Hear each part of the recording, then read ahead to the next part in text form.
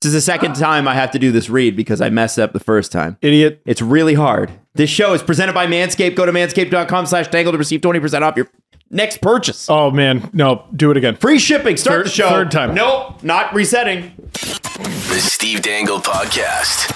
Powered by Sports Interaction. Canada's Sportsbook. S-D-P. The Steve Dangle Podcast. With your hosts, Steve Dangle, Adam Wilde, and Jesse Blake.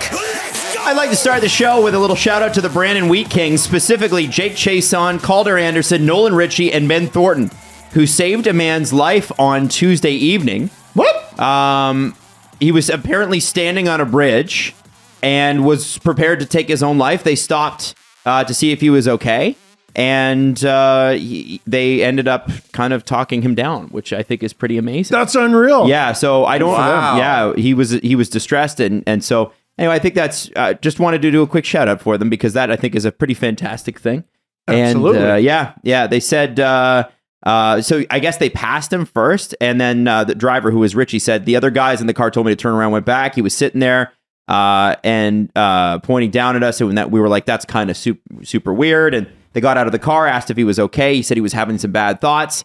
And they said, I think the biggest thing in that situation is just to ask the person if they need help.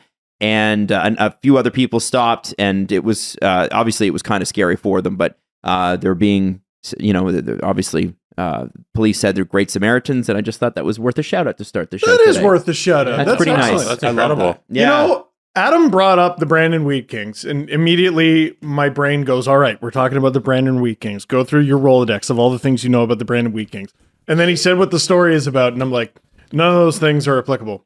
What did you want to say? I don't know. But my brain prepares itself to talk about a certain topic, and then it's like, nope. You could have jumped to like, okay, we're talking about Brandon. Oh, Manitoba. Oh, Winnipeg. Yeah. Did you know that they once drafted a player from Brandon, Manitoba named Wheaton King? Actually? Yeah, They that actually happened did. in the lifespan of this show, didn't it? It did. I must have forgot. It happened in recent memory. And I said it anyway. There you go. Didn't need to. No, Brandon Wheaton? Wheaton King. Wheaton. Brandon Wheaton. No, not Brandon even Wheaton. No, Brandon. Just Wheaton Would King. have been better, maybe? Wheaton King. Wheaton King. How's he doing? What's his DB I don't say? know. You know what? What do you bring? Now I got it. Adam's looking up Wheaton King. Not Brandon Wheaton? Not Brandon Wheaton. Although The last time he played was for the South Alberta Institute of Technology. He had 7 points in 21 games. Has not played. He's 30 years old. From Brandon, Is Manitoba. he? Yeah, but he is from Brandon, so he's Brandon's Wheaton King. is Brandon's Wheaton King. I think you guys are wrong about that happening recently. Then, Yeah, if he's I 30. am wrong. Well, Adam said, or You one guys of you said it was within the life of the podcast. I thought it was. which it is. Well, no. 30. He's No, 30. He would have been he drafted was- at 17. He was drafted in 09-10. I was wrong. talking about. About 3 years before we started. Close. Yeah. Close. Whatever. Shut up. No, you know what? Because I remember covering him from junior, Mhm. which wasn't during the lifespan of the podcast, but it was during the lifespan of my career. Wow. So there you go. All right. There you go. Hey, the quietest 18-game point streak we've ever seen. Got loud the other day. Finally got loud the other day. Stand up. Congratulations Stand to up. Stand up. Mitchell Marner tying Eddie Olchuk and tying Daryl Sittler You just want to show how tall for the you are. most in yeah, I know, right? For the most points, like the longest point streak in Leafs history, which is amazing. And I got to tell you, man, growing up, this was never a possibility for any of the players we had. As many great players as we did have, there was nobody on the Toronto Maple Leafs when we were growing up that was going to win you a scoring title after Doug Gilmour. After Doug Gilmour got a little close that one year. Sundin, I want to say, was top 10. Yeah, but like he'd be like 82 points in 82 games. He was extremely consistent. And during the dead puck era. Yes. So, and there was no shot. Nobody who was going to win top goal scorer. Nobody who was going to win the Hart Trophy. You thought maybe Cujo had a shot at the Vezina outside once. But you know, you've got Matthews, who's done the Rocket twice and won a Hart and won a Calder. And then you've got Mitch Marner, who is now setting records like this. I think it's pretty cool to be a Leaf fan at the moment. Listen, yes, we want to get out of the first round. I get the joke. It's even funnier than 1967. But this is, I think, a major thing for Mitch. When you watched the crowd reaction to Mitch Marner getting that goal at the end of the game, which, by the way, he messed up 2 times before that because he tried to pass it because he's Mitch Marner, and he admitted that. The crowd behind him, I thought, was a crowd behind him like I haven't seen in a long, long time. It was so good to see. I'm so glad he got it, because there was a moment when it was still 1-1. Yep. Leafs had the power play, and he goes out for the power play. I think this was after the Sheldon Keefe timeout. Camera goes to Mitch Marner, and he does this big, and I'm like, why does he look nervous? No, come on, man. We friggin' believe in you here. You're talking about the first power play they ruined by trying to get Mitch an assist, or the second power play they ruined by trying to get Mitch an assist, and Willie just not shooting the puck and trying to pass it to Willie when he's wide open in front of the net. The easy story was Mitch passing and then also missing the net. Willie's was so much more egregious. Bro, that's a tied game. Yeah. What are you doing? Just score. The entire power play was, okay, work it around, make sure Mitch has at least a touch by the time somebody here shoots it. Willie's driving the net, make sure Mitch gets one, you know? Like, just score. It was you know ridiculous. he's going to be out there with the empty net. Just score. Yeah. Simply score. Anyway, but no, he was like nervous, and I'm like, dude, you're going to do it. It's Aaron. Your options are Aaron Dell or an empty net. You're fine.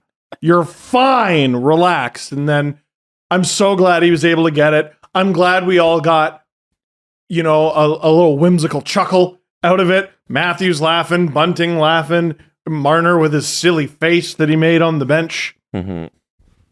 Hooray. I'm glad he got there. I'd like to see him break it. Me too. This couldn't be happening to a player who needs it more and kind of deserves it more for, like, because everything we've been asking from Mitch is just, hey, play well and we'll all be fine. You're the Toronto kid who plays in the Toronto market. There's more pressure on you than everybody because you know the stakes that are here. And all we've asked is, hey, perform up to expectations, perform up to your contract, perform to what everybody thinks you're doing it, you can do. And he's been doing it. And it's beautiful to see, because I really think he deserves this moment, because he hasn't really had one.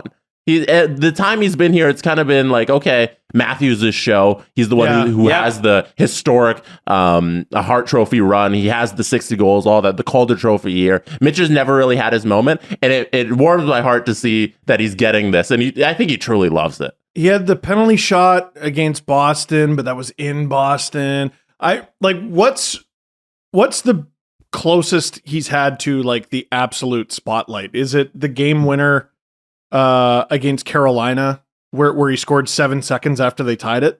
Yeah, no, maybe. This is it. Because there's the one-off games for sure that Mitch has been dominant in all the time, consistently through his tenure. But there's no extended run that we look back on, like these 18 games and breaking the record, hopefully, on Saturday. Like, this is his biggest moment right now, and I hope it continues. Like, he deserves this. There hasn't been this for Mitch, and it's great to see it. And I think it's gonna be so good for his confidence. Yeah, that's all we talked about at the beginning of the year, and we talked about in the playoffs, how his confidence wavers when things aren't going well, and how everything's going well. Take this momentum, know how this feels, and keep it going. He's playing with it. Very happy for the guy. I do got to imagine stuff like this drives Sheldon Keefe insane. Yes, all coaches. Yeah. That's why Keith Yandel isn't in the league. Nobody wanted to deal with the fucking streak anymore. Nobody wants to deal with Kessel's streak, too. Yeah. Milestones. It's different when there's like a nothing game at the end of the season, and it's like, all right, pass to Austin until he scores twice. That's our mission tonight.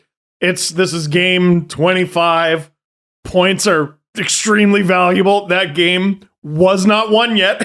No, it wasn't. It was not won yet. No, it wasn't. And I'm just sitting there, because I focus on the story of the game cumulative, right?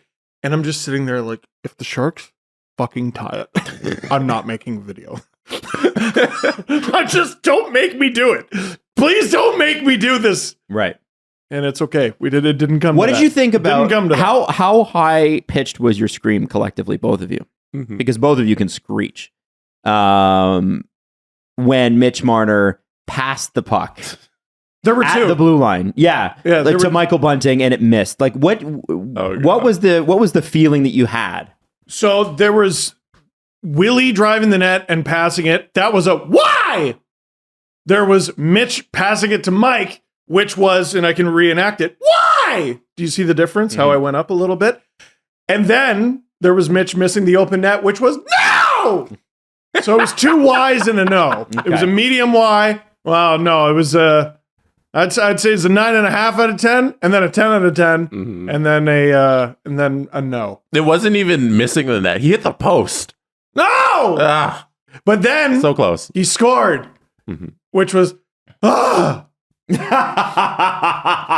Yeah, just the Felt sigh of great. relief. There wasn't even a cheer. It's like, oh, I'm just exhausted. just If I'm Keith, I'm a little upset at the way the team plays when it's 1-1 and you're trying to just get a point for a guy. no, I feel like in November. head coaches across all professional sports have Are sticks weird. up their butts. Yes, they do. They have giant sticks up their butts, whether it's a hockey stick or any other I broomstick. don't need the visuals. Do you want me to keep holding my hand like Jesse, this? can you This please- is, I don't this is need- up the butt. How would you put it there? It's right what there. I'd like to know. Long hand, swing it back. Right in. All right, so it's there. We've all established it's Listen. there. Okay, visualize it. Okay, stick up the butt. Yeah, keep holding your hand out. Stop it! Like you're the Statue of Liberty. No! Yeah, there you go. Maybe that's what the Statue of Liberty is all about in the first place. Oh, You never yeah. know. Maybe You never that's why know. France sent it over. That's right. They're like, hey, this is going to be a great prank. 300 years in the making. Anyway, sorry. So you were they saying. all have sticks up their butts. And I can see head coaches being like, you guys, it's not about that. It's about winning the game. So I don't know. I'd like to know how Sheldon Keefe truly feels about things like this. Because we mentioned it with the streak. Sorry. Coffee. you okay? Do you- Coffee makes my voice flummy. Oh. We know with the streaks they hate it. So I wonder if this is something where they're Also, like, cheese makes his butt farty. Did you know that? Yeah. because I lack a little toast. That's right. Same. So what were you going to say? Well, you guys have dogs, right? Yeah. Mhm. Yeah. Too many, actually. They drive you nuts, right? Yep. And then what do? You love them. You pet it. You pet it. Yeah, I think that's what the young guys are to Sheldon in November. Hmm. You rascally little scamps. Come here. And then he gives him a little pat on the head and a treat. Right. I think Sheldon's got to be happy for him. Like I remember course, yeah. I remember when Matthew scored his 40th goal. Or was it his 40th goal, or he beat Wendell Clark's record? One of the two. In his rookie year, because he did get 40 in his rookie year, but there was I vaguely remember both. I just remember the smile on Mike Babcock's face. A guy who does not like stuff like that, doesn't care, doesn't want to know, but he was happy for him, and you could tell like there was like a genuine sort of appreciation for what Matthews had come in and done. I think that coaches still are, just like players, just like commentators and podcasters, are all still fans at the end of the day. And it's cool to see shit like that happen. It really is. It was great because it honored the pact you make with fans when they enter the building. When they purchase a ticket or when they're given a ticket and they walk in that building, what is the guarantee? Entertainment. Entertainment. You're not guaranteed a win, Nope. loss, even goals. No. You're not. Entertain me. That's the only thing I want. And the entire building, I'm sitting at home like, secure the 2 points until the Leafs got the puck. And then immediately I'm like, just give it to Mitch. Just give it to Mitch. Please give it to Mitch. Give it to Mitch. Give it to Mitch. Give it to Mitch. And if he has to pass it, you pass it to one more guy, and then that guy has to give it to Mitch. That's right. Give it to Mitch. You got to get him a point. Give it to Mitch. Every single person in that building, forget a win. All they wanted to see was him get that streak. Yeah. And it's funny when Leafs break records like Matthews' 4 goals or the point goal or whatever, usually they lose. Usually when something good happens, like statistically for a player, usually the Leafs are losing that game for sure. At least just because the Leafs have been dog shit for a long, long time. And this is just something that happened. But the Leafs actually won that game too. So Mitch Marner got his thing. Like imagine they lose that game, but Mitch continues the streak. Then it's like, well, maybe we're focused too much. You imagine the conversation. Focused too much on the streak and not enough on the team play. Mitch, he's super selfish, which he's not, by the way. But you know that's Connor McDavid. Somebody's good. Is Connor McDavid selfish? No, you see that? It was a Stan Fischler tweet. Oh, what did I don't know who that is. Stan Fischler I don't know who that is he's your grandfather's sports writer from Montreal, I believe, right? Okay. Montreal writer. Is that?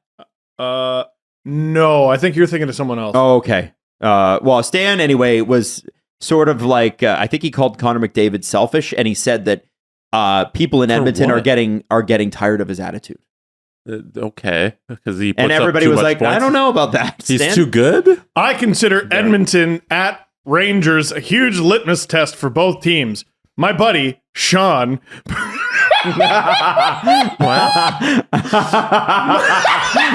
Oh, so he's a My he's an buddy, Islanders reporter. Sean, believes the blue shirts will blow it. I think not. We'll see if the great Connor is the real McDavid, or, as some in Alberta have whispered, McSelfish. I still say Kreider should be captain. What? That's such a collection of thoughts. What a cornucopia of thoughts. Who does he write for? He writes for himself. No, he's got his own. Fischler Report. He's got his own website, but he's an Islanders guy. I did get My buddy Sean. my buddy Sean. He I think he wrote an entire column in that one tweet. Oh, There's like 5 different topics that he's. Like, What were we oh talking yeah. about? so the thing is that them winning has prevented the stupid storylines coming out, which are the Leafs focus too much on his streak and not enough on winning games. Which, Right. by the way, aren't they 16-5-5 or something like that? They are. So if you were making that argument, it'd be a hard one to make. They're stupendous.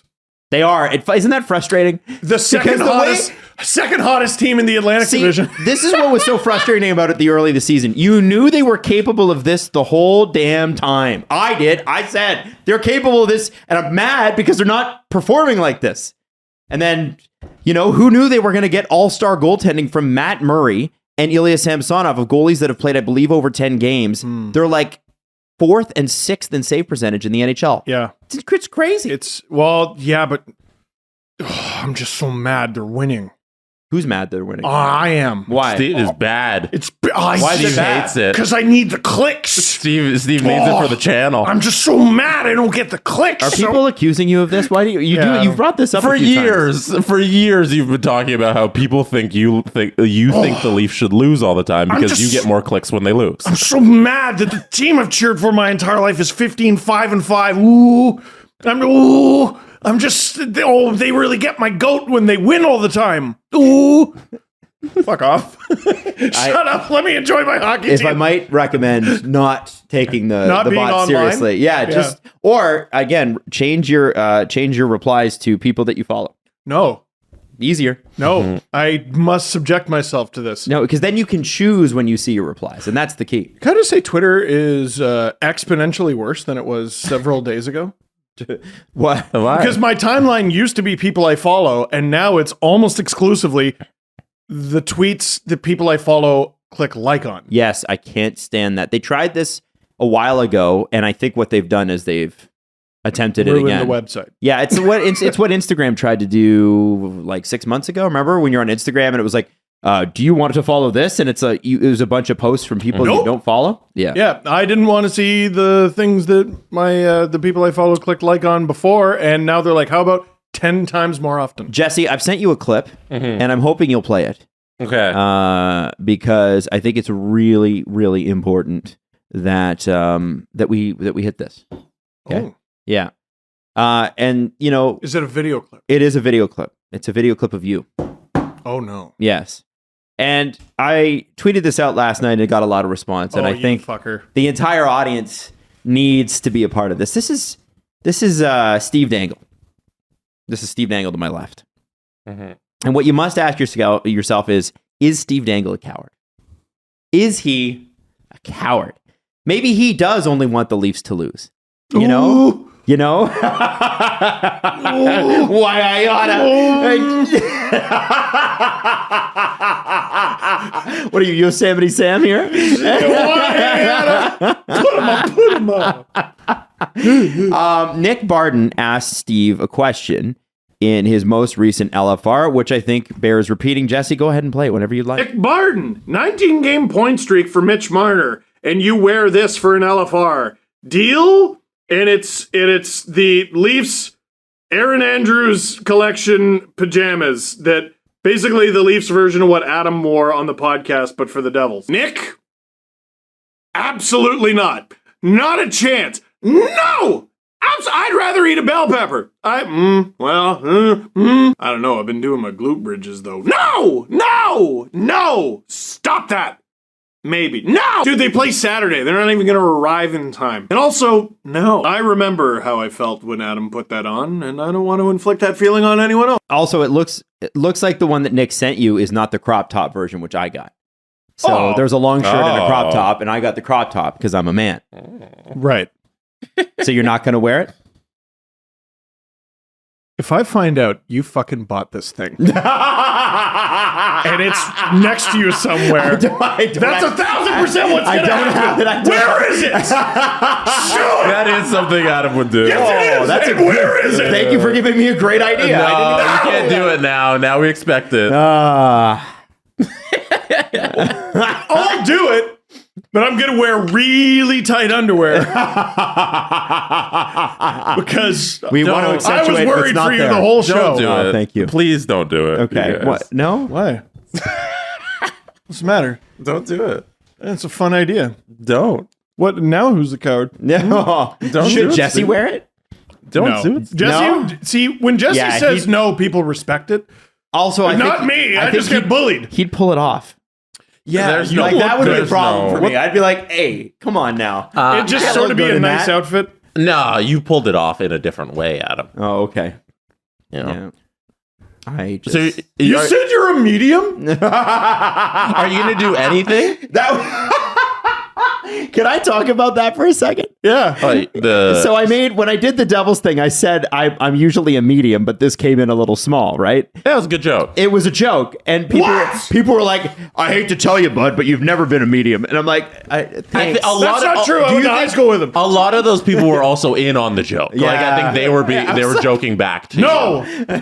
No. you. Some people didn't get it, and some people were joking back. Yeah, it's true. You know, Jesse, I'll wear it if you want me to. Okay, I think you should do something. I'm just letting you know I'm far hairier than Adam. And it's going to be a problem. do you for have everyone. anything that is remotely scantily clad that is least branded? No. Like undies, anything? No, I got a Leafs jersey from when I was 6 that has some stretch to it and still fits. Maybe you should wear that. Yeah. If we're here Monday and Mitch Marner did his point streak, I want you to wear that jersey. For the whole fucking show. Sure, if you want to. You don't have to do it for the whole show if you don't want to, but You've worn an LFR before. Yeah. Yeah, because I think one of your old YouTube shorts came up on my feed, and you were wearing that, and you were screaming. I don't know though. I'm down in weight, but I'm up in gains. So right. who knows? I think that's it. I think It's the child's Leafs jersey. I like that a lot. And I can Mitch and scores. I'll wear hockey underwear and a job. Do you know what you? So I'm looking for it currently, but I do have a child's New Jersey Devils jersey because my first jersey as a kid was Doug Gilmour on New Jersey. Well, I'm not wearing that. I don't wear jerseys for teams who lose. So. Oh, Thank God they lost. not anymore. I don't do that. Yeah. They did lose to the Toronto Maple Leafs. I was gonna have to LOL. keep up Thank in God. that. Yeah. LOL. Well, it's listen, our goalie cheated his way to the top. What do you say? So are you wearing that on Saturday's LFR if he scores, and then also the podcast on Monday? No, I want to make you uncomfortable. I'll wear it here. No, I want both. Eat shit. You got to wear Wait, the LFR. okay. What is his tweet? 19-game point streak for Mitch Marner, and you wear this for an LFR. That's what Nick asked. Shit. Fine. Fine, I'll do it. Yeah, dummy. You got to do something for celebration. Yeah, this is an LFR punch thing. Nick square in the throat. So are you gonna hold on? You're gonna wear it for the LFR and this show? Yeah, Listen, what am I getting bullied into? You let me know. both. I think he's got to do both. Yeah, Fine. yeah. Fine, I'll rip my childhood Leafs jersey. If he scores, If which he he's scores. going to. Yeah, I could always just... Who's on your childhood Leafs jersey? So there's 93 and no nameplate. Oh, okay. Yeah, Was which... it real? Well, yeah, so I was like, oh, it's a fake. And then an abundance of people are like, no, that's just how they used to sell jerseys, which I don't remember at all. Why did they do that? I don't know. I don't know. Cost measures? Like, I don't know. Well, I they don't used to know. be I 20 got bucks. this thing when I was 5 or 6. Wow. Yeah. And I wore it for picture day until like the 3rd grade, 4th grade. Picture day. Yeah, picture. I was Leafs jersey for picture day. At least once. Incredible. I think more than once. All right. Well, listen, congratulations to Mitch Marner. Obviously, we've got Tampa Bay tomorrow night. And I do want to mention as a follow-up, Steven Stamkos did, in fact, record his 1,000th point, but he didn't do what I said he ought to do. Yeah. He did it with an assist. Boo.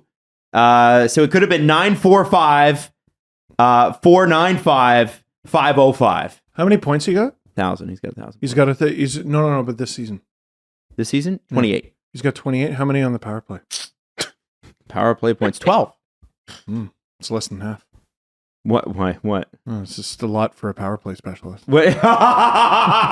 You listen, that is one of my coldest takes, and I own it. He You know looked what? washed. Dude. Explain the take. He looked Explain wa- what you said So at the beginning of last year. So it was the or midway. Was it because there was the Stanley Cup that was really inspiring during the bubble where he stepped on the ice, scored a goal, had to leave, and then I think the next run that they went on, he was injured again, and I'm like, man, this guy, like he's like outside of the power play, he was like a third liner, non-factor kind of guy, but he was scoring on the power play. Yes, Adam's take at the time was perfectly logical to the point where I was like, you know what? I kind of am on board with it a little bit. And then he's Steven Stamkos and he's a mutant and came back and was fully healthy the next year as if nothing had happened. Well, and no. He was better. He's has the best season of his career, 106 points next year. Scoring one up league wide, which, doesn't mean poof, goalies are bad. It means the league is playing a little differently. Yeah. And it suited a lot of offensive players' games and it suited his just fine. Yeah. And listen, most players, as they get older, as they recover from huge injuries, don't get better. That's right. So I was like, you know what? Adam might have a point. And then Do you have it? Turns out you were wrong. Can Steven Stamkos play hockey anymore, or is he just there for the power play? Whoa! Do you see Steven Stamkos much other than the power I changed play? my mind. Is my question. It was right. Hold on. It was right. Wasn't that right? It was right. Wasn't that right? It was right. By the way, can I just say, I hate the Zoom episodes Why? Why? What the fuck? because I love you guys. And Well, we love you too. Okay. No, he was playing. No, let's hear. I got the stats right here. Let's hear your take. Oh, this is from Eraser. one. It doesn't. Okay, July 8th, 2021. So it would have been the bubble play. I was standing in this room over here. That's where I used to podcast and hear it. Oh wow. there was nothing on the wall. No. Here we go. Adam Wild, July 8th, 2021. Can Steven Stamkos play hockey anymore, or is he just there for the power play? Whoa! Do you see Steven Stamkos much other than the power play? Is my question. Is he hurt? I'm not asking in a way that's like fuck Steven Stamkos. I'm serious. Is he? Is that why they have him out? He must be hurt. I don't know if this is a weird way of putting it. I mean, he still obviously got it and is shot as a weapon, but he almost doesn't fit the Lightning. Does that make sense? Yes, it did. He doesn't play like them. That's why I wanted to talk about it, because what I think is interesting, I still think they have to make a move this offseason, right? Oh, stop it. Stop it. No way. They had to. When I saw him They just play, moved on for their third line. my Their entire question third is, line. He talked me into for it. the though. $9 million he takes up, are the Lightning 5-on-5 that hurt by Stamkos not being there? I said Lightning 5-on-5. He played 38 games this year. I haven't been on the lookout for bad Steven Stamkos play, so I haven't really noticed it. No, I want you to be on the lookout for any Steven Stamkos play. So here's where Adam, He wasn't a factor. I love me some Stammer, but here's where Adam has a bit of a point. First of all, this dude has 18 points in 22 games. That's so funny. He's almost point a game. I know. But how many of those are not on the in the power play? playoffs. I am often surprised by how often I'm watching the game and I go, "Oh, Steven Stamkos." All right, know what I pause it mean? for a second. I like Pause it for a second. Okay, we got the gist of it. 23 games he played. 8 goals, 5 on the power play. 12 points on the power play. Listen, did he get it done in the playoffs that year? For sure. They won the cup. On the power play. They won the cup. Yeah, but it's like, and it was like, okay, you know how Leon Draisaitl helped the Oilers get to the Western Conference Final On while one leg? not moving? Yes. Yeah, Stamkos On one leg. did what he had to do, and they adjusted. Like, Tampa's brilliant, man, and John Cooper's brilliant, and they're like, all right, here's what he can do, here's how to best use him. And then the next year he comes back and he's a little healthier. He's and everything unbelievable. goes It great. reminds me of the argument that, like, is this team good or do they just have great goaltending? Well, that's a part of your team. That's a part of your play as well. Is Steven Stamkos really good, or is he just good on the power play? He's allowed to play on the power play and get a bunch of points there. Yeah, but we underestimated the Lightning staying power. Dude, they lost a whole line. And it was a line that was a big part of their championship. And so we were looking at ways to reconfigure How do you keep the their team cap together? situation. Well, how do you keep the team together, or do you simply change direction? Yeah. And Adam's like, all right, you won 2 cups. Let's change direction now. Which And they were like, how about no? We'll try to get a third.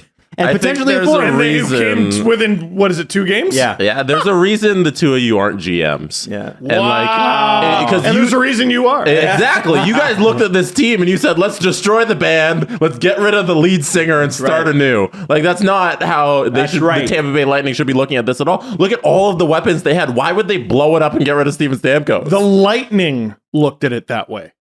Engraved inside their Stanley Cup rings for that very playoff run is last day of school. Yeah, because they lost like 4 guys, but the main guys, they never moved out. Looks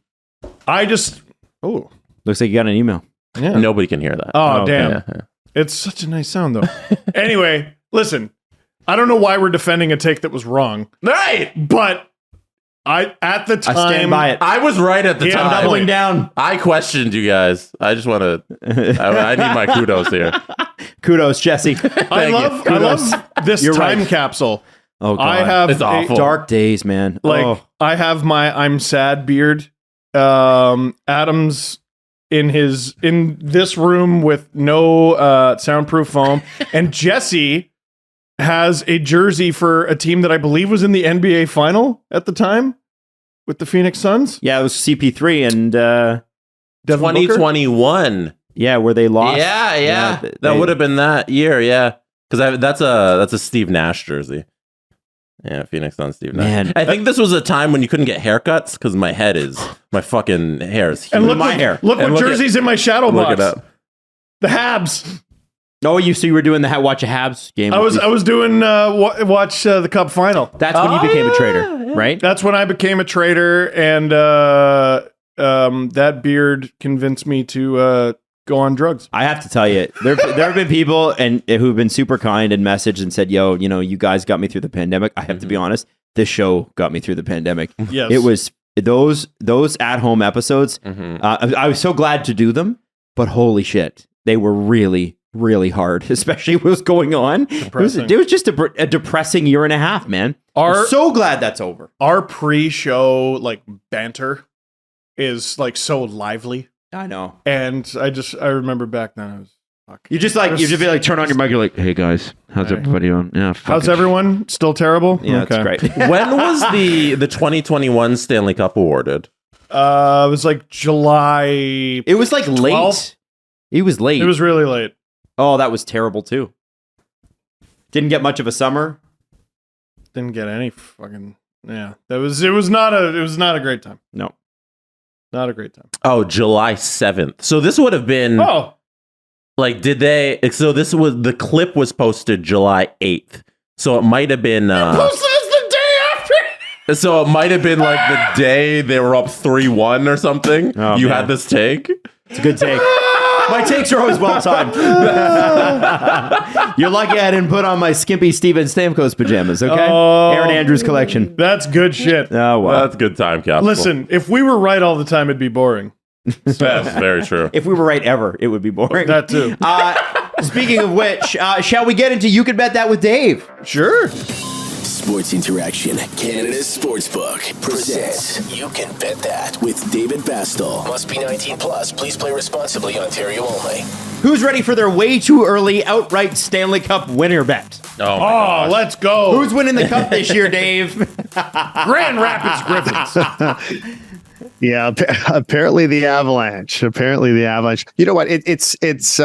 It's something every book does. You regrade all your futures, your props, everything like that, and of course, a lot different than what we saw in the preseason, right? Because you look at some of the quality teams, the Devils, the Stars, the Vegas Golden Knights. They weren't part of the top 5, top 10, and now they are. And see you later, Rangers. The Predators have dropped. The Capitals have really plummeted. So it's just grading. And I just thought I'd throw this out to you guys because we're about 20 games in, 25 with some teams. And now you're starting to get a little better look at the crystal ball, so to speak. If you had to pick one team right now, who's winning, go. Yeah. Jets. I still... Of course, the Jets. Connor Hellebuck gets hurt. Dave Riddick goes all the way to win the Conn that's Smythe. right. He wins the Conn Smythe. Ooh, that's lofty. I like that. Wow, I thought you were going to go the other way with that one. The Avalanche are imperfect, and so I think they're going to do what all championship quality teams do and get pissed off about it. So give me the Avs for now. Jesse, what about you? The New York Rangers. It is time for you Stop to get it. that value on a team that is going through a little bit of a dry spell and is going to pick it up and show who they truly are. Teams of December and how they play is not true of teams of June. They will be different. I will be a coward and change my answer. Give me the Dallas Stars. Guys, it's going to make me really unpopular, but if I had to choose right now, it'd be the Boston Bruins. Wow. Pick the first place team. That's a very good pick. SportsInteraction.com/SDPN. Check it out right now. Dave, thank you so much. The holidays are almost here, and there is plenty of t-shirt cheer thanks to our sponsor, True Classic. That's right, fellas. We got the perfect gift for you. True Classic are a gift for you, for her, and a great present for any guy in your life. True Classic's on a mission to maximize men's confidence. If you're rocking that Santa bod, True Classics might be the miracle you've been waiting for. Almost all men's tees are designed to look great for certain body types outside of just the one body type that every other store makes them for, which is kind of nice, right? Yeah. Absolutely. So True Classic has already helped 2 million men feel and look their best. And you can save big while you do so as well. Get 25% off True Classic with our exclusive link, at trueclassic.com/dangle. That's right. And the discount doesn't stop there. You'll save even more during the site-wide sale. Support our show, and you can check them out at trueclassic.com/dangle. And when you get there, it'll say, your discount from Steven Dangle will be applied at checkout. Steven. With a PH. No, hell no. Steph Dangle. Never. Alex Formenton did not sign in Ottawa. He did not. He will not be eligible to play this season. This was with the Leafs and William Nylander a few years ago. It went down to the wire. Yeah, it went down the last hour. It was like worst nightmare territory. Alex Formenton, though, is obviously a bit different. We don't even know if a contract was offered in this case. Notably, he is a member of the 2018 Team Canada World Juniors team. Yeah. He has said nothing about the events that occurred one way or the other. So most players issued a statement. He didn't? He did not. Interesting. Yeah. So we're not sure.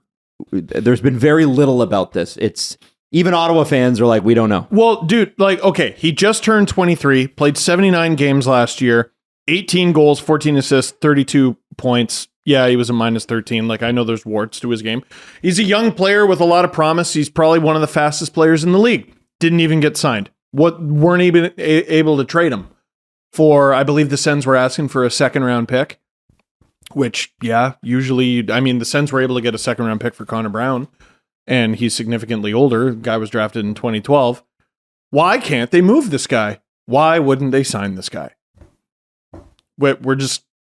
He just wasn't signed, and we're going to leave it alone? That's it? I think we sort of have to. Suppose we're done? Right now. That's wild. It is. That's wild. And I think the reason on a Canadian team, the reason that more isn't being made of it is because, there are rumors circulating, and it doesn't mean that he necessarily was associated with it.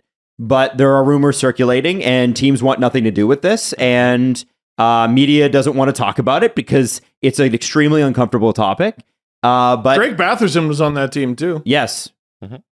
Elliot Friedman said something interesting on the radio the other day when I think he was talking with Merrick about this situation.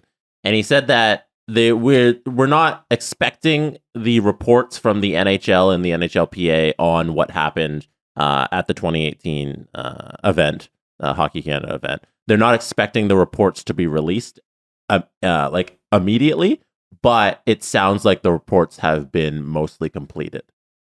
Okay. And they are waiting on, they don't want to make any decisions before the police investigations are done because London police is still investigating and the NHL doesn't have a timeline on that report being. And that's the right thing. Or if there's charges coming out. So they don't want to jump the gun on their report and then there's a police report that follows. So this thing is just a bomb ready to go off. They might have the report just sitting on a desk in a file cabinet or whatever, just waiting for it to be released, but they need police information first. So it's kind of wait and see, unfortunately.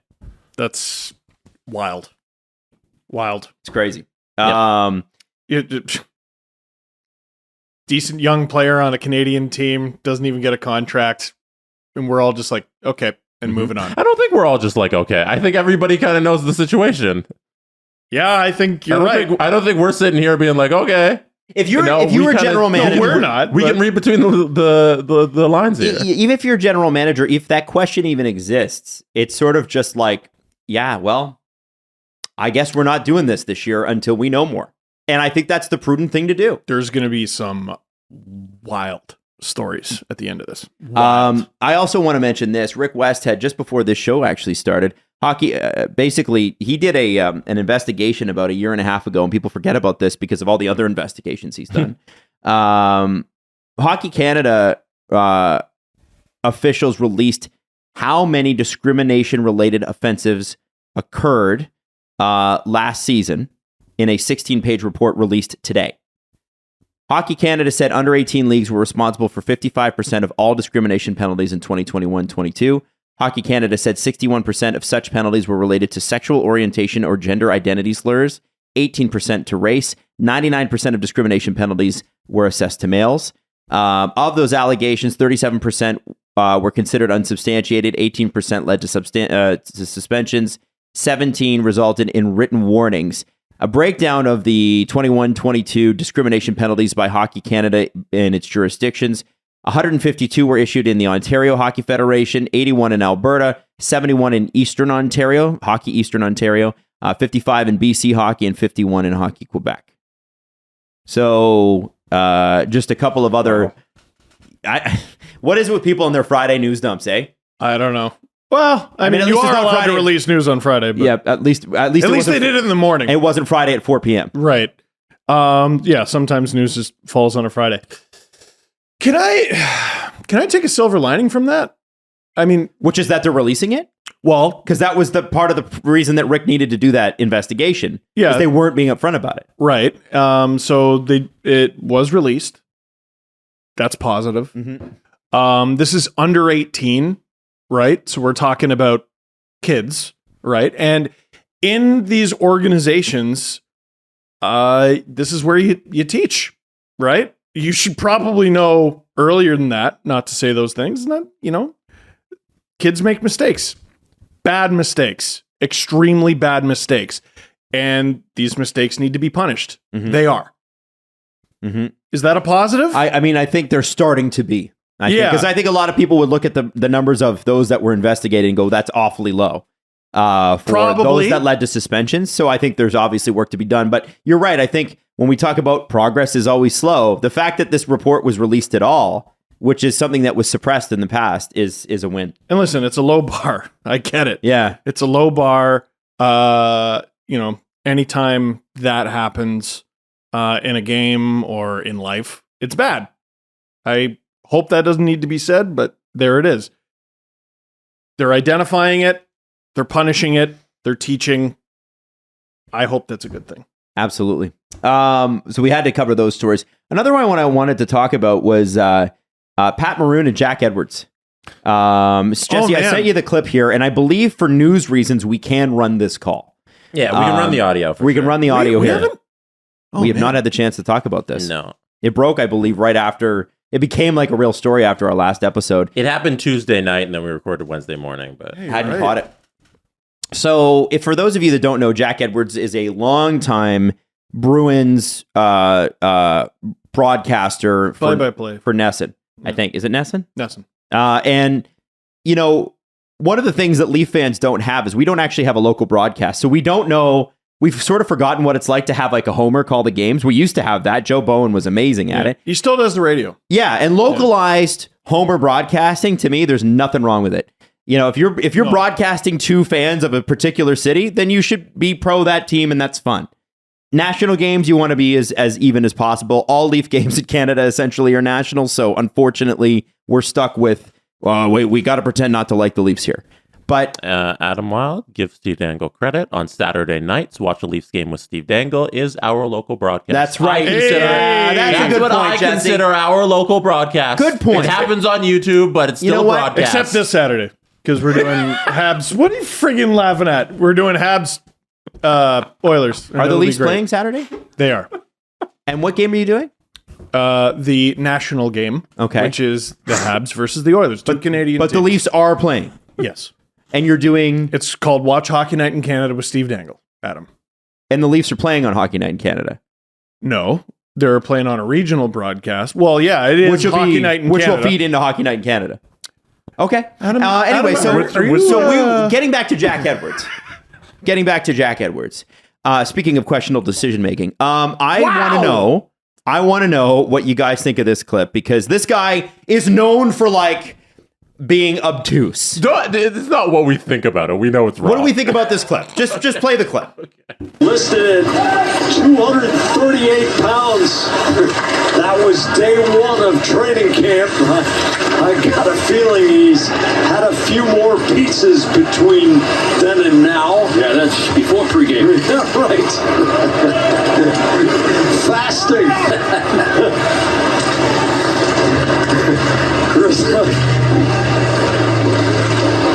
Inadvertent fasting for Pat Maroon is like 4 hours without a meal. But hey, 3 cups in a row. Who can argue with his formula? Inadvertent? Did he say inadvertent? Yes, he did inadvertent fasting. Like he accidentally fasts by not eating for 4 hours. So that's not. I'm sorry, I was laughing before you played this clip. That's not even close to the wildest thing Jack Edwards has said to a mic. No. And I'm laughing at the headline from Joe Yerdon 10 years ago on NBC Sports. Video. Jack Edwards compares Matt Cook to Sirhan Sirhan. Apologizes. Who's Sirhan Sirhan? Yeah, who is Sirhan Sirhan? I don't know why that's funny. I knew when the story broke. Sirhan Sirhan. Let me look it up. From Wikipedia, Sirhan Sirhan is a Palestinian Jordanian man who was convicted for the assassination of Robert F. Kennedy. Wow. Oh. So JFK's brother. The guy who killed JFK. No, his brother. No, Robert. Robert was running for president, and somebody. Does Robert start with a J? So JFK obviously was shot, and then Robert was shot during his initial presidential thing in a crowd. He's walking through a crowd. Guy came up and shot him. I remember that from Forrest Gump. No, that was JFK. No, I think they did both. Did they do both? I think they did both. Okay, well, it's been a while. I think we're missing the point of this segment. Forrest was like, and then they shot his brother. Yeah, I can't do it with Forrest Gump, so I didn't. Can you do it for me? Why'd you look at me? You're good at fucking voice. I don't remember that line. And then they shot his brother. Yeah, because he was talking about JFK to Jenny. He's calling him a nice man, that nice man. Yeah, and they shot his brother. I think that's how it happened. Anyway, maybe I but what happened with Pat Maroon is a husky man. They call him Big Rig for a reason. Yeah. But he's also a professional athlete. And let's be straight. Jack Edwards is from a different generation where you just commenting on someone's weight for no reason other than you're skinny and they're bigger than you. It seems to be, that was totally cool back in the day. Like if you should have heard my grandparents' generation talk about other people's weight. She's putting on weight there. Hey, he's eating well. Those kinds of comments. Those used to be very acceptable. Remember that dude who grabbed your stomach? Yes. a fan of this show. We were doing a promotion for beer. Do you guys remember that? Collingwood. Yeah. And a guy came up to me at the bar. He's like, "You really packed them on," and grabbed my stomach. Oh God. Yeah. I was working 14 fucking hours a day, like I still am. But I was working breakfast television, this podcast, Kiss 92.5, and then another show. And he's like, you put on weight. I'm like, fucking right, I've put on weight, you asshole. He said he's like, love the show or whatever, but this has got to go. And that's what he said. That's what it was. And before, I don't know. I feel bad if he's listening because he vehemently apologized. I remember. Did he? Yes. Yeah. Oh, okay. You don't remember. I remember you were like, it's fine. It's fine. I survived it, right? I'd already forgotten about it. But I think you have to realize that, there's just no need for it. Yeah. So what I love that Pat Maroon did here is, he said it was uncalled for, unnecessary. I said, but I don't understand why he did that, but it is what it is. It's over. It's done. And we turned a negative into a positive. So what he did was he donated $2,000 to, I believe, a charity associated with the Tampa Bay Lightning. And they raised, it's Tampa Bay Thrives, a nonprofit organization assisting those struggling with mental health and substance use issues by providing navigation, access, and awareness. Ended up raising over $50,000 in Tampa Bay, which I think is really cool. So Pat Maroon, who, by the way, negative to a positive. Well done. Yeah, you don't need an excuse to donate there. Has an ill word ever been spoken about Pat Maroon? Like that guy, everybody loves that guy. Yes, Drew Doughty said he sucked at hockey. Oh, and then Maroon won 3 cups. So, which is more than 2, more than Doughty's, which is more than 0. Before you make the joke, he's got more cups than Doughty has teeth. Damn, probably. I'm kidding. I think this is a great time to talk about a show on our network called Agent Provocateur. Why is that? Adam, do you not remember who you talked to? Jan Ruda? And what did Jan Ruda say? Oh, about Pat Maroon? About Patty Maroon. Oh yeah, because they were teammates in Tampa. I was talking about who partied the most. Do you have the clip? I just have the clip in front of me. You happen to have it. Who was the life of the party on the team after the Stanley Cup? Tough not to go with Patty Maroon. He's always the loudest. He was always the loudest guy in the room. So I would probably go with him. I think certain guys had peaks in different moments. Everybody saw Coach in the press conference. Then I think one day Yanni Gord was just like, he used like a skateboard and he was just like going crazy, like half naked, like on one of the events. Some guys would like push their peak, but I would probably go with Patty. Just by the way, Jan Ruda, surprisingly funny. Like I wasn't sure what we were expecting with Jan, but he's awesome. And you're like Shaq. I wasn't aware of your game. I'm sorry. I want to apologize. I wasn't aware of your game. No, I mean obviously we've watched a lot of Jan Ruda hockey, especially in the playoffs. But this is a guy that was like playing Czech League 2 when he was 23, when you're supposed to be breaking in, and then 5 years later he signs his first contract with the Blackhawks. Like he broke in at 27.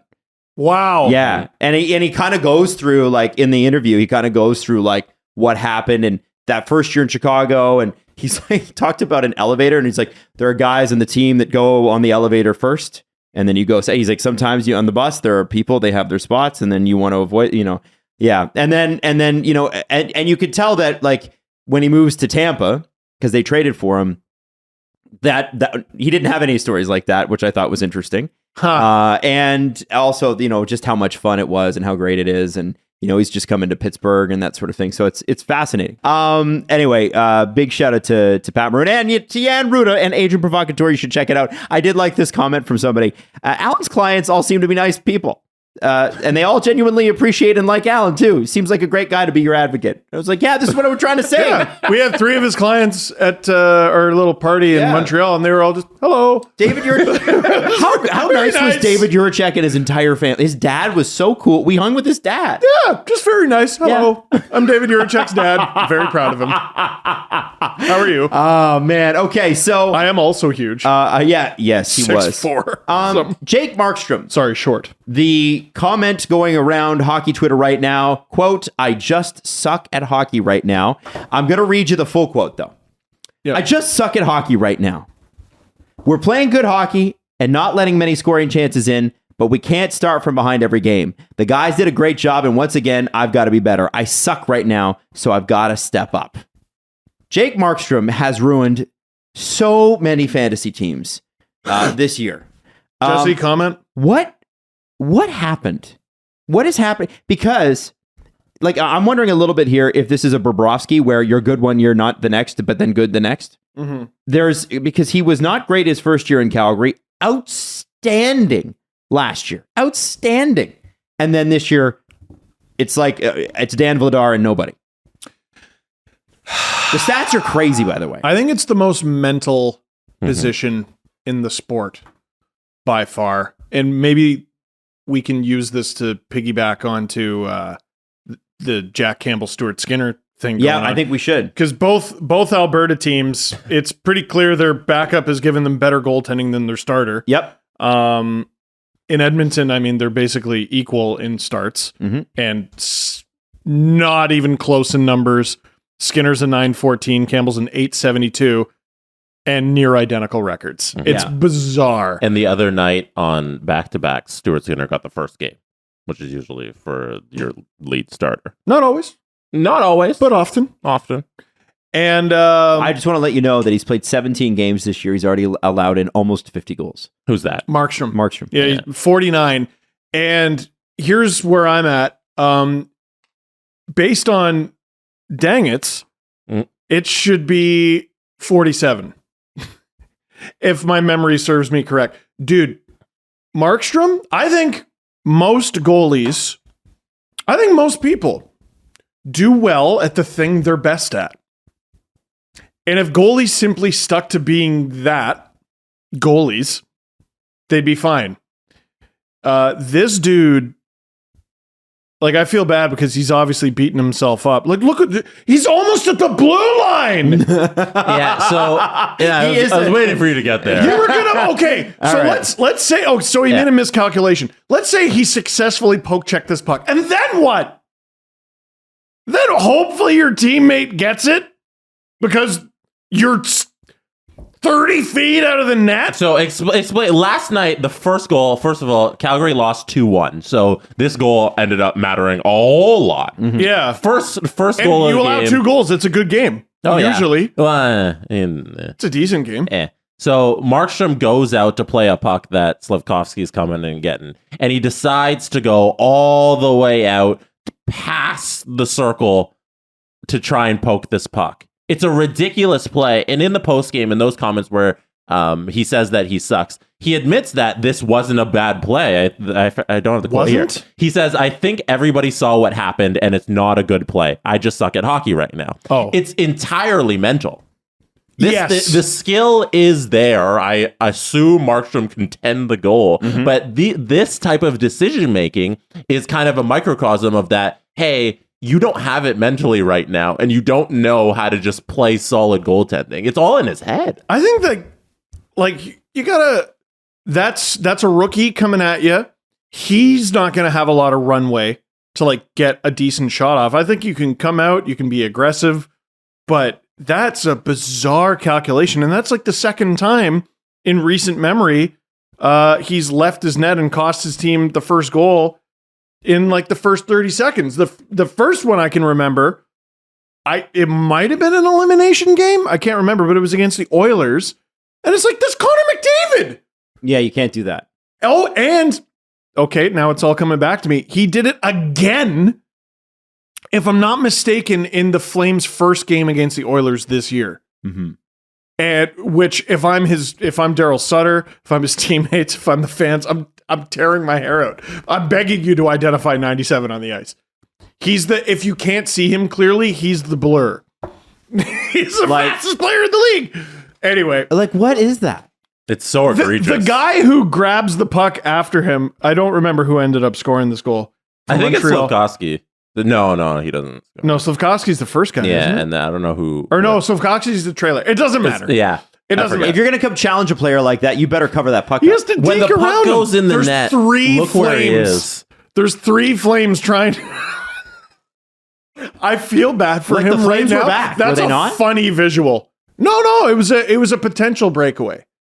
But you faced the breakaway, man. Yeah.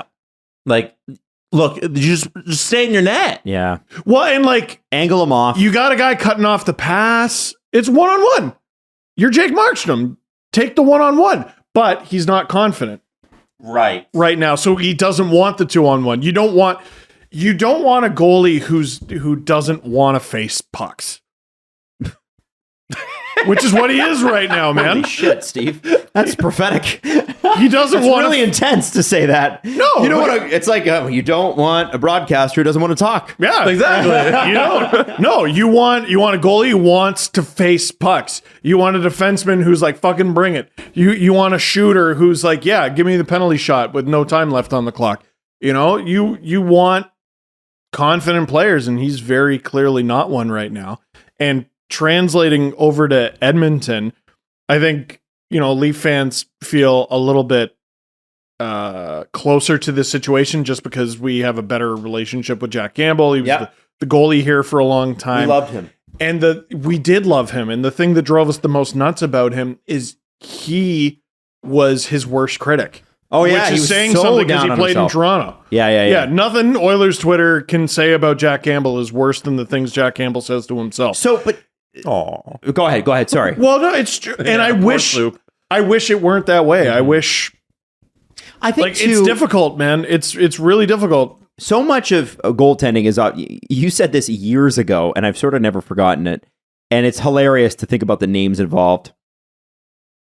We started the show right before the Leafs traded Ben Scrivens and a few other players for Jonathan Bernier. Oh, and trade broke my heart. James Reimer had played really great that year. He had dragged a team that was horrendous possession-wise, outshot every game, but James had dragged them to the playoffs. But because he had a somewhat weak back half of the seventh game, Dave Nonis decided, well, we have a goaltending problem in Toronto. Instead of we have an entire team problem and this team is constructed poorly and I never should have bought out Grabowski and I'm an idiot. Mike Cormack, back when he still worked for Sportsnet, made me re-watch the third period of Game 7. Why did he do that to you? We need to talk to Mike about that. To get my retrospective reaction. Oh my God. To it. That's good content. It is good content. That team should have finished last place. Oh, they're terrible. They were terrible team. Mike Koska, top line defenseman. Watching them made me go, how the fuck did they get to the playoffs, let alone Game 7? That was terrible. How did they have a 4-1 lead? Yep. Ew. Yeah, it's crazy. And when the Bruins locked it down, like, dude, no goalie in the world, I think, would have dragged them out of that hole. It was because the season was 56 games. Yeah. And you just had a hot 48. 48 games. You just had a team that was hot for a little bit. And they got their playoff spot and slumped, and they did not end the season strong, and they did not start that series strong. Yeah. And Reimer dragged them kicking and absolutely screaming at the top of their lungs through games 5 and 6. Game 7 comes and everyone forgets what he did. Fair to say that if Calgary and Edmonton had goaltending that was consistently between 9-10 and 9-15, they're at 905, but I'm just saying 9-10 and 9-15, they're at the top of their division. Probably. Right? Edmonton has that in one of their goalies. And that's, I was just going to bring that up because Stuart Skinner is a 914. Oh, yeah. And I don't know what Dan Vladar is, to be honest. I could look it up. Very good. He's good. He's been really good lately. 9-13. Yeah, if he's not available in your fantasy league, there's a reason. He's playing well. Yeah, 9-13. There you go. Hey! And so they almost like those teams kind of are mimicking each other right now in terms of the weird, issues. eh? And what's weird is both teams continue to go with the guy that's more expensive, that they really need to work out, rather than just playing the hot hand and letting the other guy sort it out. Because here's the thing about NHL players. Oftentimes they sort it out if they've got the talent. Yeah, they got to get Jack in his happy place. They got to, I don't know. That's why I brought up Reimer, by the way. Yeah. Scrivens put Reimer in his happy place. I thought so. And he played better with Scrivens behind him. Sorry, that was the point of bringing that up. And goaltending is such a mental game, right? And Reimer, I believe, struggled a little bit the next year because of the competition between Bernier. And Bernier, it was tilted in Bernier's favor anyway, despite he didn't play very well. Played okay. He had a good first season. Okay. And that was the peak. Right. Or if you're LA in this situation, you just send down Cal Peterson, who's making all the money, and you just say, hey, figure it out in the AHL. But I don't think that's an option with Markstrom and Campbell. There's 3 goalies in that division completely just in a Holy shit. fist fight with themselves. Okay. Bernier had a .923 save percentage his first year in Toronto. Mm-hmm. Dude, he was good. Holy shit. He was good. 49 games. Oh my God. He was Wow. good. Dare I say the better goalie. They should have made the playoffs. That's how bad they were. Wow. Yeah, that's how bad they were. That is so embarrassing for the games? Leafs. 55 total, but 49 started. 49 starts. Wow.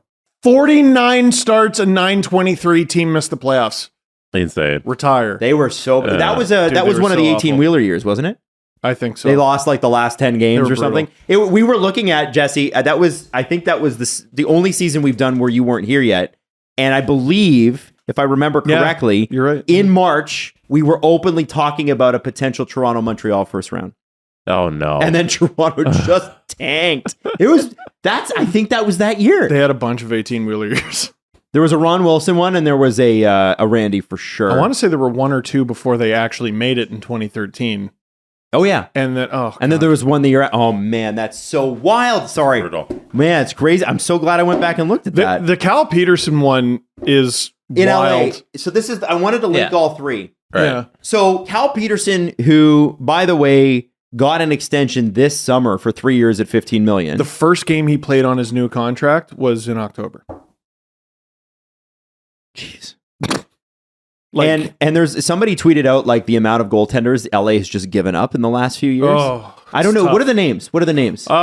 Just to name a few. Jack Campbell. Martin Jones was really good when he was at LA. Yeah. Oh man.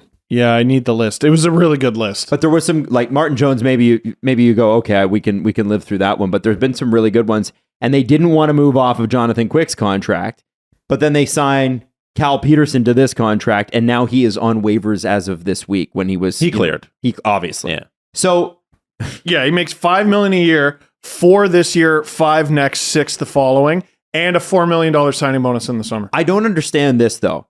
A lot of people are talking about what LA did because he had a terrible game and then they threw him on waivers the next day as like, we're sending a message to Cal Peterson. Is that how you do it? No, he needs to go down and work on his game. I think that's what they've seen enough where it's like, hey, we need you to go work. Like, we need you to get better if you want to play at the NHL level. And I think that's just what they've come to a conclusion, you know? Well, and Quick's brutal too. No, Quick's been awful, but you can't Quick's send been him brutal down. for 5 years. Off and on. They ended up winning last night. Mm-hmm. Yeah, I think it's this one. Yeah, it's this one from 265 kilometers. Over the one, yeah. Over the 2017-18 season, the LA Kings, had Jonathan Quick, Darcy Kemper, Scott Wedgwood, who was acquired for Kemper. What about Wedgwood? Yeah, what about him? I'm glad we're bringing it back to him. Acquired for Kemper, Jack Campbell, and Cal Peterson in the organization. They couldn't let go of Quick's monstrous contract and slapped one on Peterson as soon as he was eligible. Oof. Here's the last 5 years of save percentage from Jonathan Quick. 888, 904, 898, 910, 889 this year. 910. There you go. There's something. Well, they were a better team last year. No question. I know. Dude, they're still top 10 in the league, which for is sure. Wild. But it's because their goaltending's been probably bottom 5. It reminds me of, Steve, but what I'm saying is when you're paying Jonathan Quick that much money, having one good season in 5 isn't great. No, $5.8 million. But how many? It was a 12-year contract or something? He's on deals. a contract that's currently illegal. It ends. It was a 10-year deal. It ends this season. Wow. So the LA Kings remind me of a little bit of what happened with Toronto last year after November. Although the Kings didn't get October-November goaltending either. After November, the Leafs had like 889 goaltending the rest of the way. Still managed to make it work. If I'm Rob Blake and the Kings, I fucking cross all my fingers and toes and just hope that Jonathan Quick gets it together. Because that's the answer here for them, is that we can just get 2011 Jonathan Quick back, 2012 Jonathan Quick back. And that he has a decent season, a 9.05, and that we can just ride that. And Cal Peterson figures it out in the AHL, and hopefully he can just be the backup. Otherwise, there's a lot of issues here if you got to go out and go get a goaltender. Well, so the rumor was maybe potentially somebody was throwing it out there that they might take a run at Thatcher Demko if things continue to go south in Vancouver. Right. So you'd have 3 highly priced goaltenders. That's the contract situation. Are you moving you can't move Jonathan Quick. You can't move Jonathan Quick. That's not an option. You can if his deal's expiring. Can't no, you? There's no way you move the guy who's been here his entire life at 36 in his last year. You got to be ice cold at this point if you're the Kings, because they could be a Western Conference finalist team. They're that good up front. I wouldn't do that to a player as a GM, and like I've experienced dealing with players in these situations. And there's no way. Dealt with a lot of extensive personalities on NHL 23. Thank you. And there's no way I'm moving Quick at this point. So you the moved Cal fans Peterson? wouldn't have it. If somebody wanted Cal Peterson, they would have taken him. So how are you gonna fit a Thatcher Demko then? That's why I'm saying I think the option here is you cross your fingers and toes and hope Jonathan Quick gets it together. So I don't know the Kings' injury situation throughout their organization, but I follows out. I know that. I meant net. There you go. So they had Phoenix Copley backing up Jonathan Quick last night. 30-year-old from North Pole, Alaska. Always love to say that about him. There's a place called North Pole, Alaska. Didn't know that was a thing. Santa lives. That is where Santa lives. You learn something, kids.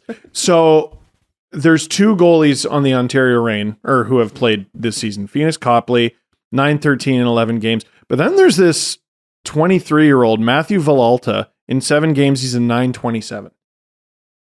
And now their big money goalie, who they signed for the next 3 years, is going to be taking that guy's starts. Right? Like, do you think I thought you were going the other way. Do you think he's going to start many games while Cal Peterson's they have down to there? bring somebody up. Probably shouldn't. Hold on. Yeah, they call him Copley. Yeah, it's Copley. Yeah. Ooh. He's their third goalie. I don't know, man. That's such an interesting point. But so if Quick continues to be bad, they're going to have to turn to Copley. If he's bad, what do you do? They probably call back Peterson and say, "Hey, do you have your confidence?" Right. I think maybe we have a hot shot. goalie in the minors, but we've just sat him for the last 5 games so Cal Peterson can sort it out. I don't know. Shit. I don't know much about this guy. Granted, he's a 3rd-round pick from 2017. I was just looking at the situation and thought that was very interesting. That is. He played 46 games in the A last year, had a 903, which is obviously not world beating. So, if for the Kings, I think you guys make a great point in that there's an opportunity here with them, and they can't waste it this season because the West looks a little weak, especially that division right now with how everybody's playing. You can't squander a good team. If Edmonton makes the playoffs, because they were out of the playoff picture for a minute there. I mean, to me, again, McDavid and Draisaitl, what they did in the playoffs last year was so stupid. The LA and Edmonton are going to meet. I feel like LA, Edmonton, Colorado. Like those are the 3. No. Right?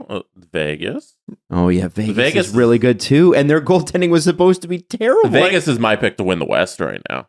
They look amazing. They're unreal. I thought their goaltending would be okay. Oh man. I thought they were an injury away. But LA's got terrible. A shot, right? Oh yeah. That's the thing. Everything's kind of wide open. Yeah, they have a shot to be in the Western Conference. So what final. I'm trying to say is, I didn't articulate that properly, but I like LA is the one thing they can do. All those teams can score, right? Mm-hmm. Those teams we mentioned.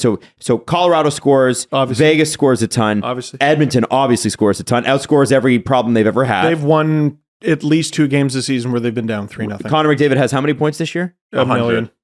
It's close to 50 already. It's close to 50. It's so 50,000. 48. And then like Leon Draisaitl's right behind him. Yeah. It's like McDavid, Robertson, Draisaitl in the top 3. Starting to pull away. It's crazy. But one thing LA can do that the other teams cannot do is they can smother you. And in the playoffs, that works. Mm-hmm. Phil Deneau, Anze Kopitar, those guys can shut you down. And I think that if they can figure out this goaltending thing, they're going to win a lot of 2-1 playoff games.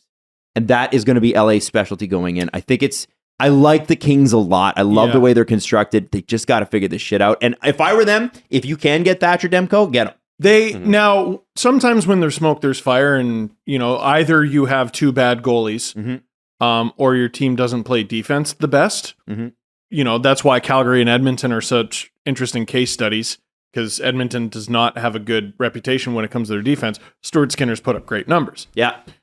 Calgary does have a great reputation for their defense. Markstrom's put up terrible numbers, and Vladar's been good. Yep.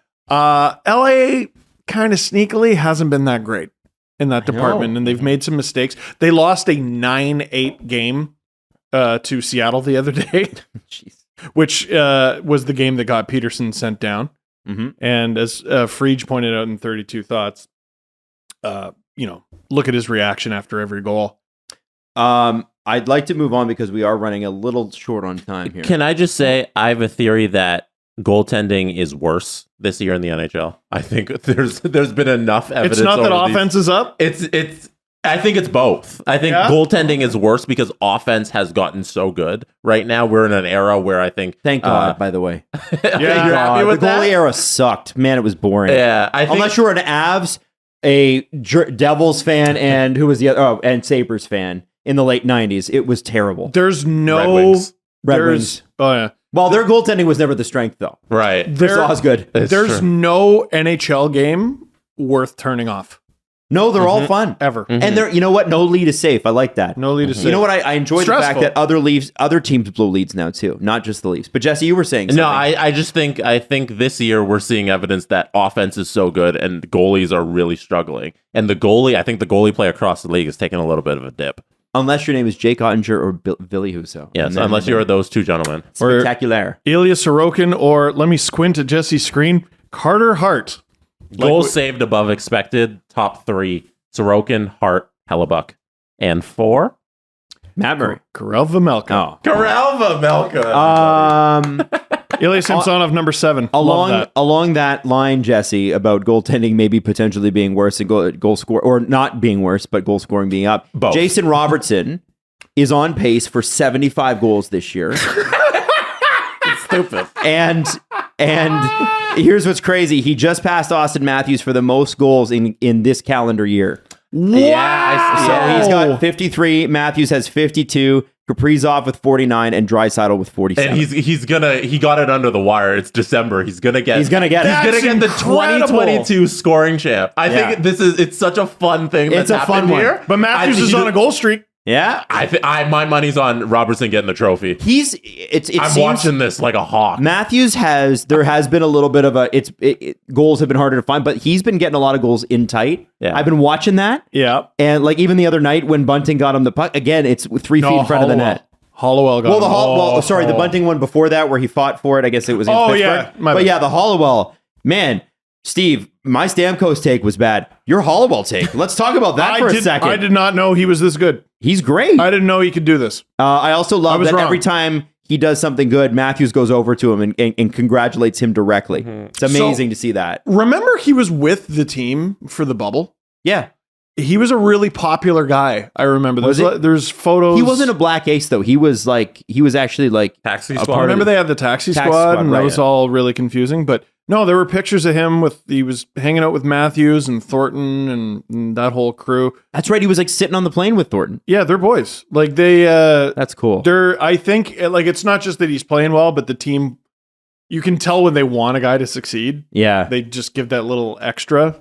Who knows? That's a very interesting little wrinkle. I did not think Mete Hollowell. How much do we like that? Hey, it's been pretty good. It's been adequate. They haven't lost, but there are a few shifts where I'm like, ooh. Back to Jason Robertson for a second, though. Unbelievable play. And you know what's amazing? He's not even the best Robertson brother. Shut up. What? Doesn't play for the Leafs, so he can't be. Shut up. 22 goals, in 24 games. 39 points so far. Here's what I do like about this. Matthews loves this shit. Oh, he's competitive. Yeah. And I think something like that from Mr. Jesse Blake. Oh, he scored 60 goals last season. He's not even going to get the 2022 scoring title. I don't know. I think that stuff matters. Oh, yeah. I think it matters. Now, it's kind of crazy because like Matthews is way down. He's 18th in scoring, like in goal scoring right now in the NHL. He's creeping up. Man, you're right. McDavid is pulling away. Mm-hmm. He's got 19 goals. That's so dumb. That's so crazy. Like, and he's 43 points. I think it goes, McDavid, Robertson, Draisaitl, Kucherov, McKinnon in terms of points. But the gap between McKinnon and McDavid, which is first to fifth, is 10 points. And didn't McKinnon have like a 5-point night? I don't know. The other I'm night? sure he did. You can believe it. Tage Thompson, by the way, number 6. And I want to show you something. Did you see? This is just Dmitry Filipovich pulling 1 second of Tage Thompson. Tage Thompson might be the most skilled player in the entire league. Yo, what the since this is what our the hell? So since this is my episode to eat shit, I'm eating shit on Tage Thompson. Thank I you. was wrong. Holy shit, this guy's unbelievable. Look at this play. I just texted it to Jesse. He is quite literally. I think we could probably play this on the show because it's a GIF. But no, we can't. Oh my This God. could be so many annoying. different plays. But it's literally just him getting a puck off the boards and putting it through his feet and then moving around a defenseman. Oh, like butter. And he's like 7,000 feet tall. It's the Empire State Building, literally handling a puck like he's 5'2". I cannot think of a player who has had a similar career trajectory. I can't. The only guy I could think of was William Karlsson, who was like a Columbus Blue Jackets fourth line cast-off, who went on to score 40 goals. Here's the thing, though. He didn't have the pedigree of Tage Thompson, where Tage Thompson was a first-round pick, and he also didn't continue to score 40 goals in the NHL year after year. Not that Tage Thompson has done it year after year, but he's in the middle of it. Oh, yeah. This is the one I thought you were going to bring up. Yeah. It was either this one or the other one. I just thought the other one was on the PK. It was crazy. Oh, that's little so stupid. spinneroonie. It's stupid. So who's that he scored on? One thing that Tage Thompson worked on was creating, for his body, he wanted to develop more lean muscle mass. Because of how tall he is, he realized he has to build his body in a different way. He can't be like the stocky guys who are like 6 foot or 5'11" or whatever. And you normally the way you build your hockey body. So he's built this incredible his stature where he's really tall, but he plays like a small guy. And it's been directly from his conditioning the off season before he started scoring 40 goals in the league. This is all credit to this dude and the hard work that he's put in. He's an unbelievable player, and he's going to be a star for a long time. He's so big that I would think that finding space is hard because his limbs are so big, but he always finds space. So he has to be like a dancer and just get around everything really stealthily. Dude, it's beautiful. 2019-20, he barely played hockey. Like, he must have been injured. He played 16 games with Rochester, had 12 points, and he played 1 game with the Sabres. That's it. Mm-hmm. That Ryan O'Reilly trade coming in to really help the Sabres out right when they needed it to. He played 41 games with the Blues, had 9 points, got traded. Buffalo, 65 games, 12 points. This just straight up wasn't there. Like, well, Jesse said it, right? It's the changing of the conditioning, the work he put in. It's amazing. This is a bit aggressive, though. Yeah. Like, all I got to do is push-ups, do it.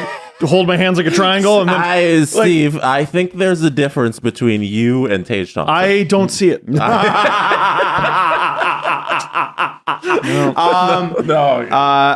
Rupp tweeted this last night. Sportsnet tweeted this last night. Jordan Binnington versus the Carolina Hurricanes hitting one of the Stahl brothers. Jordan. There it is, Jordan. And there are a lot. Getting kind of rocked himself. Now, it's nice to see Jordan Binnington actually get hit, because most of the time he's just like, whoa, he's like dancing. He got flattened by a dude who wasn't trying to flatten him. Yeah. Well, he does this on purpose. Look at him. He's also huge. That's the tall one. Jordan Stahl. I've met both gentlemen, and I can tell you, there's a pretty big size difference, man. He's got those farm boy Popeye arms, like the kind of forearms that you can only get from carrying bales of hay. Right. He looks like Gronked James Reimer, Jordan Stahl. And I had to look it up last night. There is a listed 48-pound weight difference between the two. Wow. I'm willing to bet it's more. And it's such a huge difference that the fact that Binnington's wearing goalie pads probably doesn't even help him. In fact, it probably drags him down to the ice far faster. Yeah. There were so many guys in the Carolina rocked. Hurricanes Binnington could have done this too. Like, if that's Martin Nietzsche's, it's a different story. Right, yeah. You know what I mean? But he picks the biggest guy. He's huge. He's a unit. Yeah. If you play with shit long enough, sometimes you end up smelling like poo. Oh, interesting. And Mr. Binnington got a little bit of his comeuppance last night. What was the final score, I couldn't help but smile. Jesse, I also want you to screen grab this. It's something that Steve tweeted this morning. from Wyatt Arndt about JT Miller. And it's a GIF, but you'll see once the puck hits the blue line, JT Miller stops skating. So, Steve, why did you retweet JT Miller defending clips always slap? Because he doesn't play defense. No, and listen, it's a small thing because the Canucks had the power play. It's 2-on-2. He could have helped make it 2-on-3, right? Yeah. If he just sort of hustled back and everything. And the Canucks defense handled it fine, and nothing happened. It didn't even result in a shot attempt. Mm-hmm. But this dude refuses to play. He's shocking. He's last season's Scheifele and Wheeler. He's shocking without the puck, and he's put up 1 million points. If you're an acquiring team at $8 million a year, no, okay, I don't. Do you just leave him in Vancouver? You got to pay me to take him. JT Miller. Yep. JT Miller. Yep. Guy who gets 90 points a year, 80 points a year. He gets 90 points. Wow, sounds good. Keep him. Why don't you? Serious? Yeah. Well, he gets 90 points. Why don't you want to keep him? Well, the Canucks are poorly structured, as we know. It's more than JT Miller. Why are they poorly structured? They have a guy who scores 90 points for less than $10 million. They have a lot of money on their back end. They probably wish they didn't. Yeah. Well, trading JT Miller is not going to help or hurt that problem. Okay, so you should probably just keep him. Man, I'm not acquiring that fucking player. Well, Wyatt said this is what drives me absolutely bonkers about JT Miller. Puck goes the other way, and he just takes 3 strides and quits and waits to see how it'll play out. Listen, if you want someone to score 40 goals and be minus 17, he's your guy. Wow. Dude, I watched the 13-14 Leafs. I don't need to see it again. Who was that for the 13-14 Leafs? That was the JVR Kessel-Bozak line, which if you needed a line to get outscored 3-2 every night. They scored a lot of points. You look at the score sheet and you're like, but they all had multi-point games. What happened? Yeah. They all had multi-point games, 2 points each, none of them on the power play. Why are they a minus? There you go. Oh, because they can't defend. Where's the shit? Shall we do the press conference? It's never too early to play holiday music, and it's never too early to start thinking about gifts, whether it's for a friend or for the friend that you carry with you in your pants. Oh. Manscaped.com. I really didn't know which one. /Dangle or promo code Dangle. He doesn't mean you. Don't worry. Do your little drummer boy a favor and get them the Lawnmower 4.0 to avoid another silent night in the bedroom. Do you think the elf on the shelf is Manscaped? Yeah. I don't know. I said the little friend in your pants. Yeah. And this is their little friend. But as you can see, they're not in Do you think pants. at night he's Manscaped? I don't know, man. I don't Maybe. know. No. He probably goes back to the North Pole to report to Santa on something. That's what he does. And clean himself and up. Yeah. Take a shower. And get clean. You don't even sleep. Narc on a shelf. Hey, add in Manscaped's top shower line products to have people thinking, all I want for Christmas is you. Santa cares about his sack, and so should you. Look nice and get naughty by going to manscaped.com and use the promo code DANGLE for free shipping and 20% off. Way to ruin Santa forever. Think you know which way it's going to go? You should head on over to Sports Interaction. When the puck drops, Sports Interaction has you covered.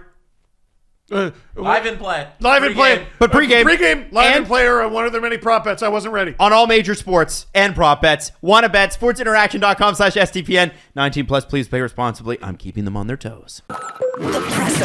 SDP. The Steve Dangle Press Conference.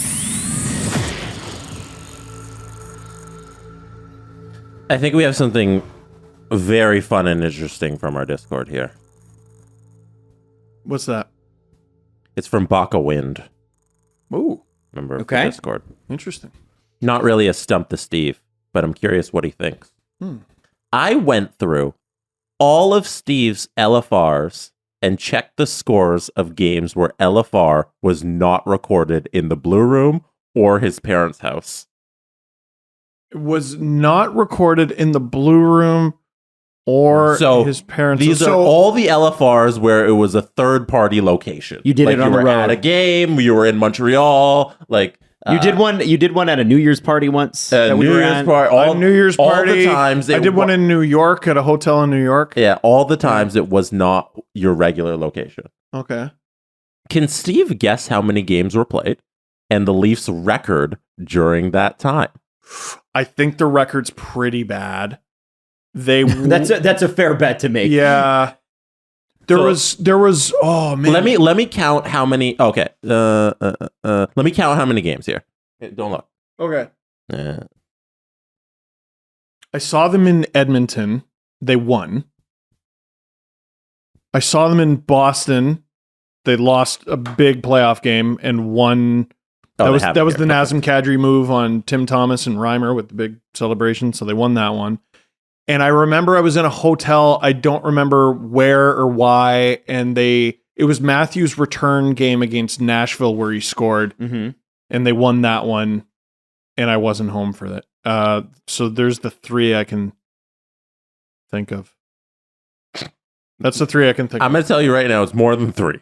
No, the 3 I can think of where they won. Oh, there was one where I was in Ottawa and they lost 8-0. For your first guess is, so Steve, it's 2-part guessing. Okay. How many games, how many LFRs have you recorded outside of your studio?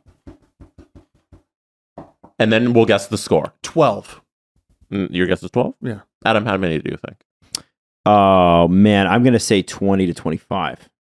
Adam would be a lot closer. The answer is 29. There you go. Really? There are 29 LFRs, yeah. Especially after the parents' bedroom era. There was a New Year's Day one. I think it was at the cottage, and I did it outside in the snow. Yes. And they had won. Yeah.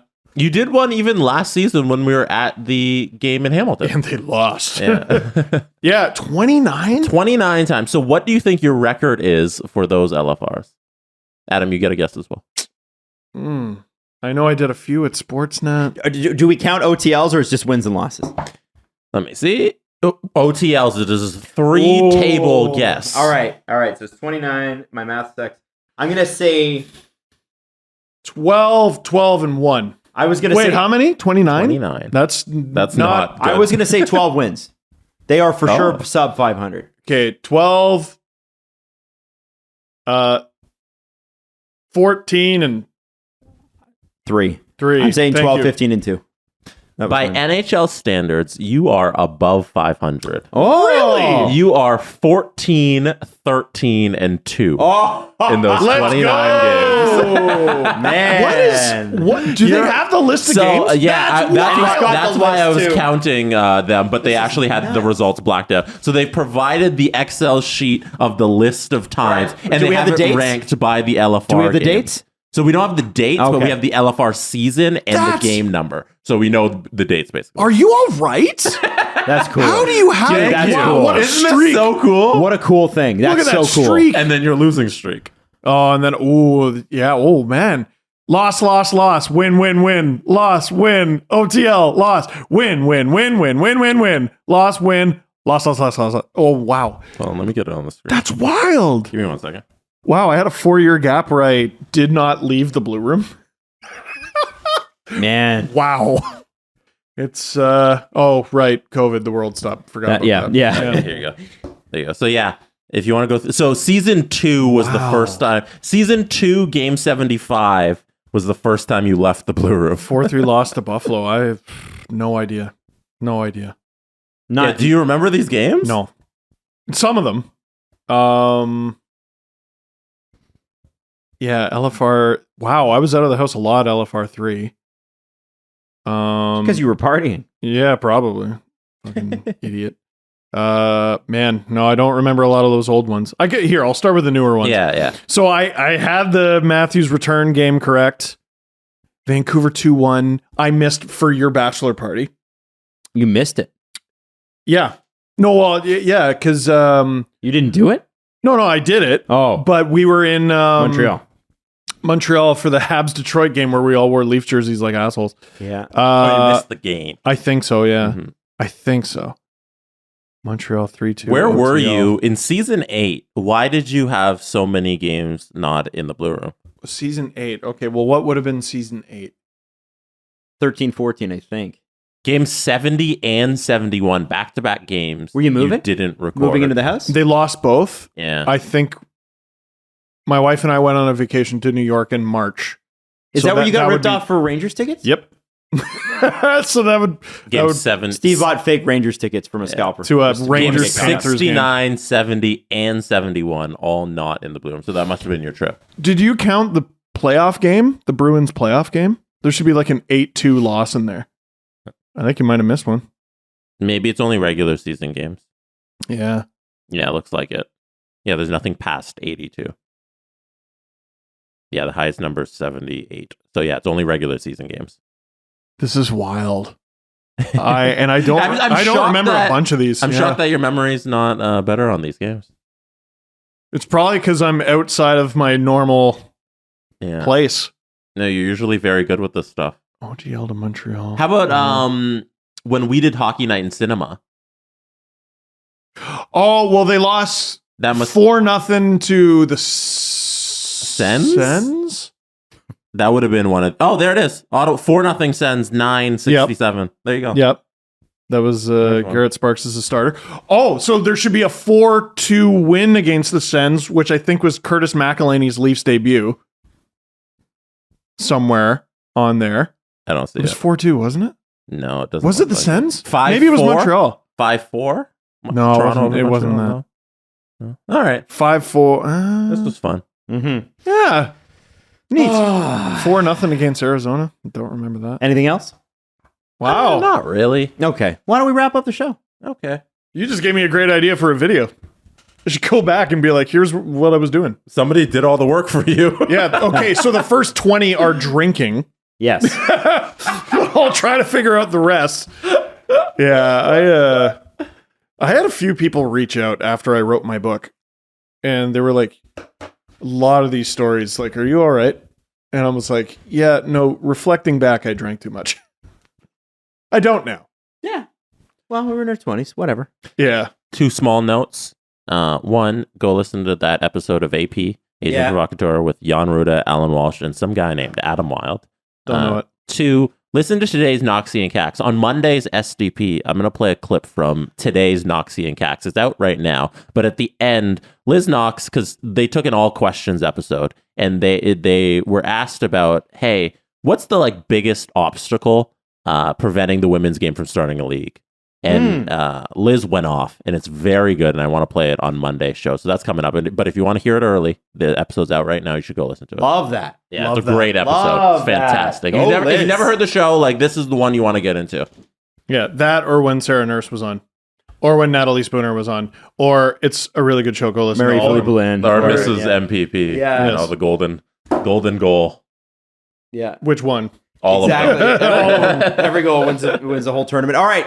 Well, we will see you Monday. We hope you have a good one, Steve. Get ready because that jersey's making an appearance on. Woo! Do you want to see so much of my belly button? Sexy Steve, baby. Get ready for it. Yeah. Hot. Cool. I'll do intermittent fasting. What did Jack Edwards say? Unintentional fasting. Oh! The Steve Dangle Podcast. Powered by Sports Interaction, Canada's Sportsbook. Follow the guys on Twitter at Steve_Dangle, at Adam WYLDE, and at Jesse Blake. Connection complete.